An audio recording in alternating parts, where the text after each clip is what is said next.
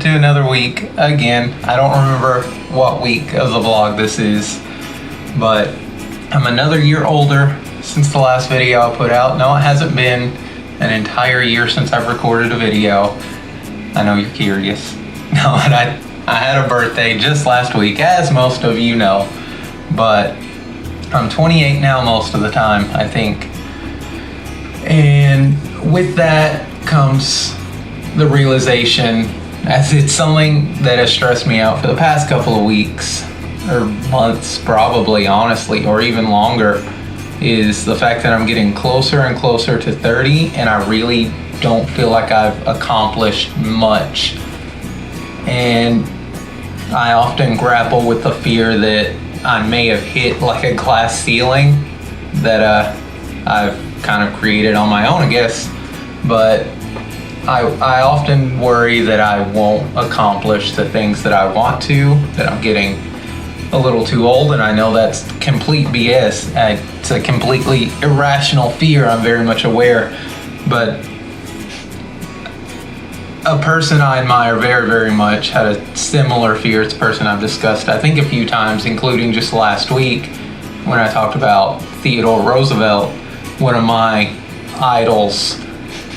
By the time he was getting closer and closer to 30, I think he had already been police commissioner, and he was vocal about the fear that he may have capped out, that he may never accomplish anything else in his life, which is, in retrospect, ridiculous, because he went on to become governor of New York, then vice president, and later president of the United States. One of the most prolific presidents of all time, and like I said, one of my personal historical idols.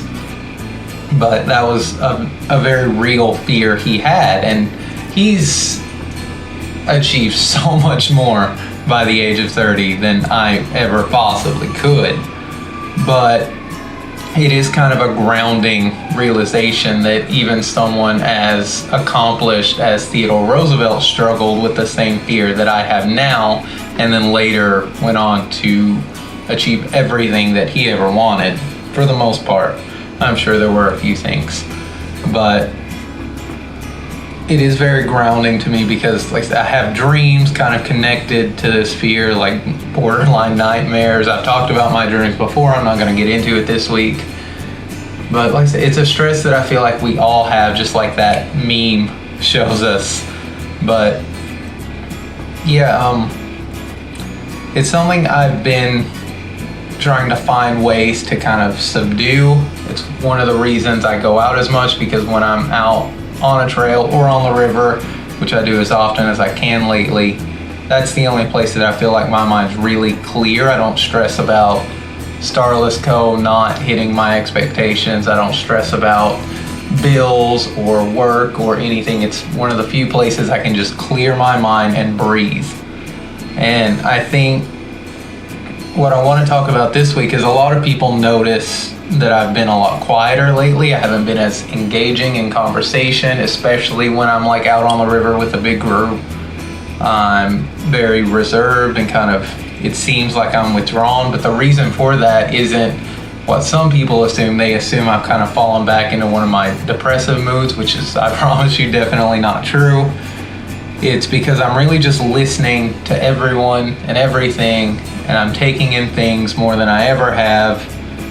And kind of, it's almost like a conscious meditating state is the best way I can explain it. I'm just really trying to pay more attention to the world around me, trying to understand where the universe is going, what life's bringing, and how things are working, what people are saying, all of it, because I'm trying to piece everything together and decide the best course of action for my future and the future of those around me, to help them the best that I can. And that's where I think going out on the river so much lately has really helped me. Is, it sounds kind of cliche, I know, but you learn to really let the river guide you in the best way. If you try and take on hard water like rapids, at an angle or in your own way, you're probably going to have a bad time. You're probably going to flip a kayak. But if you just let it guide you for the most part, like correcting in small ways along the way, you're going to have an easier time. And it's important to remember that sometimes it's okay to let life guide itself. It's okay to take the good things the universe gives you, even though you didn't earn them. A lot of times it feels like you didn't work hard enough for it, so it can be easy to deny those things or reject them, but it is okay on occasion to take the easier path if the reward is worth it, if it's something that can help you along the way or make you happier. It's okay to take the easier path. Because I know I preach it a lot that hard work and determination are the only ways to get you to where you want to go, and most of the time that's true. But like I said, don't let it dictate everything. Don't turn away the good things in life as they come. When I look back, when I'm really thinking about them, as I do often lately, about the good things I've had in my life, most of those relationships, jobs, moves, almost everything has, all the greatest things kind of just washed into my life. And some of those, especially in the way of relationships, I ended up turning away because it didn't quite feel like I'd earned them. It didn't quite feel like they were something that I wanted. Just because they came easy, they felt like something I should turn away from. And looking back, I realized most of the time I'm wrong in that. And don't get me wrong here, I am better off for having gone through all those and all the hardships I've gone through due to my own fault. I'm better off for that. And you can't change the past. Don't dwell on the things you've turned away. Don't dwell on the things you missed out on, but it's important to remember and learn from them. And I'm at a point now where I think when the good things like that do come back, I will let them just kind of flow. I won't resist as much. And if something feels right, even if I didn't work hard for it, I'm going to try to accept it, hard as that may be. And I ask you to do the same from time to time. Like, don't take the easy path just because it's the easy path, but don't steer away from it just because it's the easy path either, if that makes sense. Still work hard every day, fuel your passion. If you have to get through a brick wall, knock it down. But if there's a door, take the door. Like, you don't have to knock down the wall every single time. You can take the door. It's probably not a trap. If it's locked, you figure out a way. You get through it. You get to where you're going. Sometimes there's not an easy way, and you have to learn to deal with that, as I've been doing throughout this entire year and even before that. But yeah, you've got to just find the easy path. Sometimes life's going to throw things at you. They're going to be hard, they're going to be easy, they're going to be everything. But don't let yourself get stopped by the glass ceilings you set for yourself. If you feel like you capped out, it may just be the beginning of your story. You don't know anything. This belief that you know anything, to me, is crazy. It goes against everything that I feel. Like, I feel like anything is possible. You can do anything. Can't is the most overused word in the dictionary. We've strayed from my original idea for this video, and I've recorded it a couple times because I always stray away from it.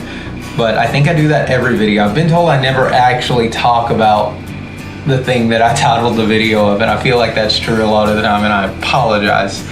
But yeah, I mean, that's kind of the point of these videos, right? Is life's going to feel pointless a lot of the times. You're going to feel like you capped out. You're going to feel like you're kind of worthless a lot of the time.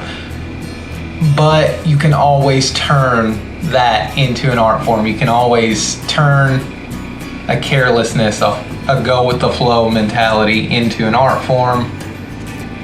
Life has no textbook. We have all these ideas, all these mentors, all these other people that have it figured out, and we listen to them, but don't put too much stock in what other people say, even me. I know that's kind of paradoxical right now, but life has no book, life has no guide or map. There's no set way to live it. And maybe, at the end of the day, maybe we are all pointless, but we can still be happy.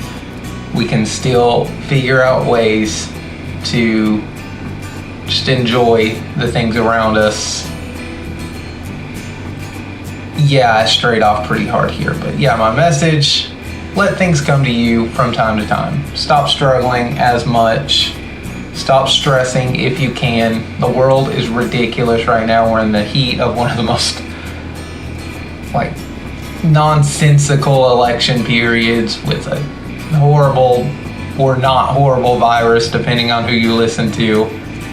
Unplug, go out, find something you can do that helps you just kind of drop into a meditative state and just take in everything around you.